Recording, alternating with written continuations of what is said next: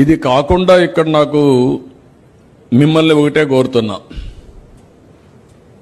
వైఎస్ఆర్ కాంగ్రెస్ పార్టీకి డైరెక్ట్ గా ఇండైరెక్ట్ గా మనం పనులు చేసే పరిస్థితి ఏ స్థాయిలో కూడా రాకూడదు.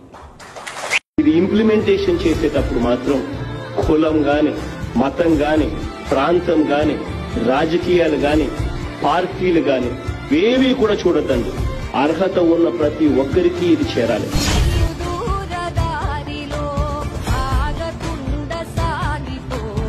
మనకు ఓటు వేయని వాళ్ళకు కూడా మనం మంచి చేయాలి. వాళ్ళకి అర్హత ఉంటే వాళ్ళకి అందాలి. మనం చేసిన మంచిని చూసి రేపొద్దున వాళ్లే మళ్లీ మనకు ఓటేసే పరిస్థితులు మనం క్రియేట్ చేసుకోవాలి. ఎన్నికలు అయ్యేదాకే రాజకీయాలు.